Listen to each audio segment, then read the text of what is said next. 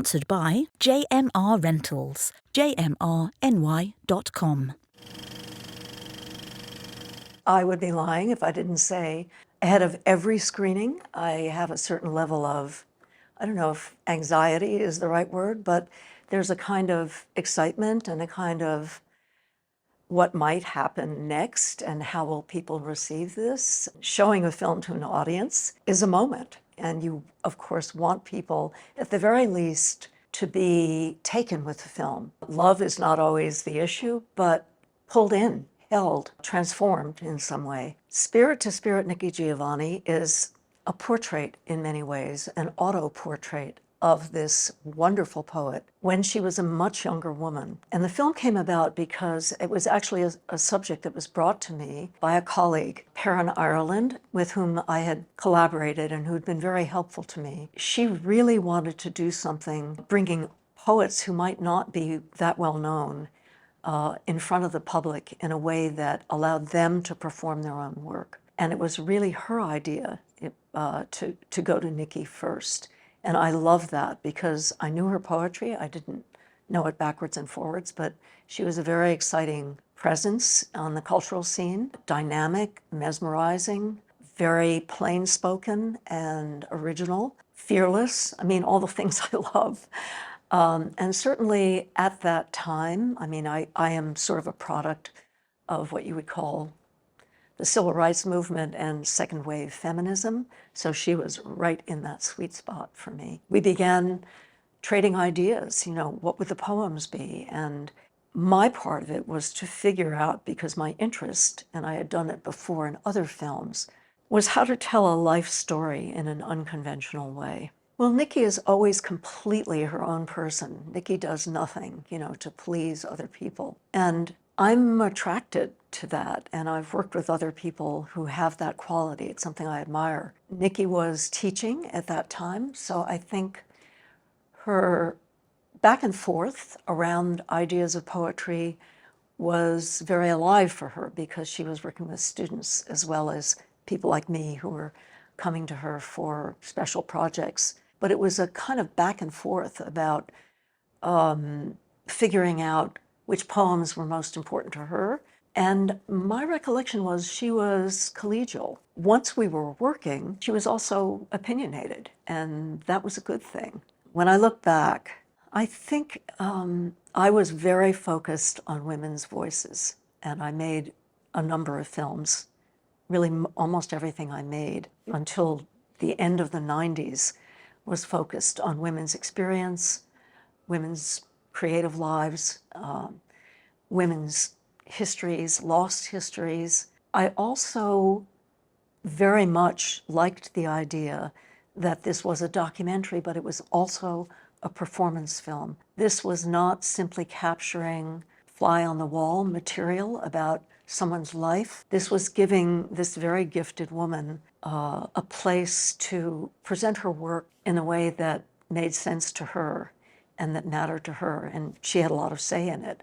I had mentioned that she was opinionated. I mean, even while we were shooting, you know, we would stop and start, and, you know, Nikki would have her own feeling about how a particular take went.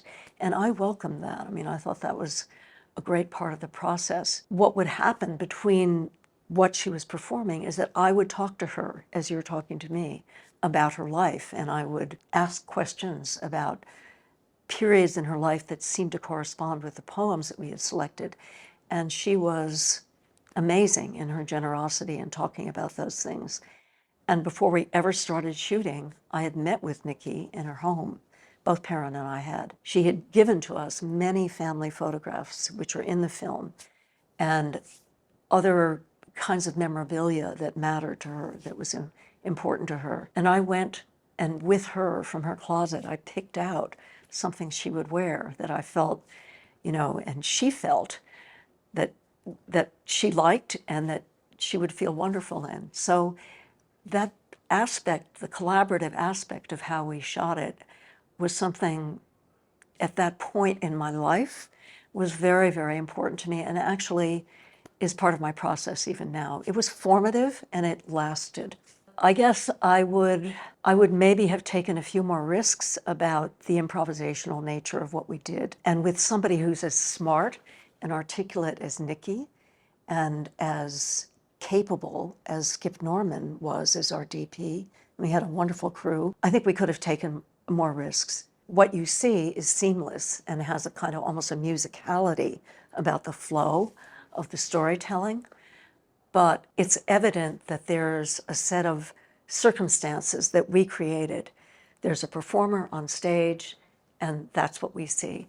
I think I would have now tried to bring more of the outside world in, or more chance, more risk into what we're seeing on film. Like many films then, it had a festival life. It was a short film, so it didn't have theatrical play, and it won a number of awards and was seen in quite a few festivals. But then it went to PBS because part of the idea had been, it certainly was Perrin's dream, to be able to do a series of poets in performance. Now, as it turned out, I went off to do other things. Perrin began writing herself. It's an interest of hers.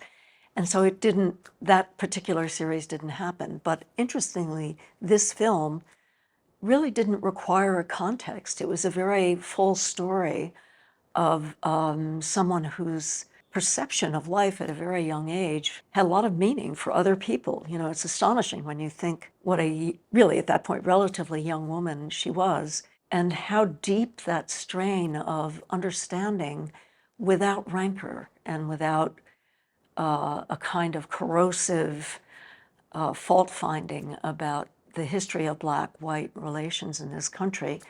How full, her story about that history was.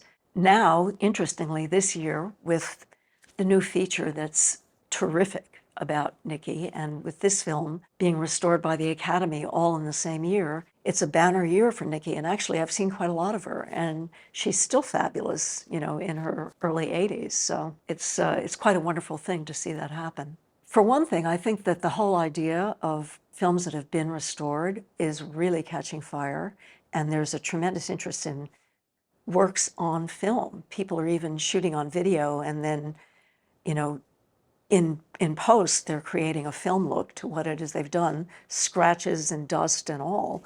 So I think it's more than nostalgia. I think there's a respect for the tactile quality of that kind of filmmaking. I mean, film is our cultural history. That's who we are in many respects, the films we've made. Of course, there are many other, music and literature and dance, all of those things are equally important. But when you think about an American, again, self-portrait, one of the first places that people will ever look will be at the films of a given period of time.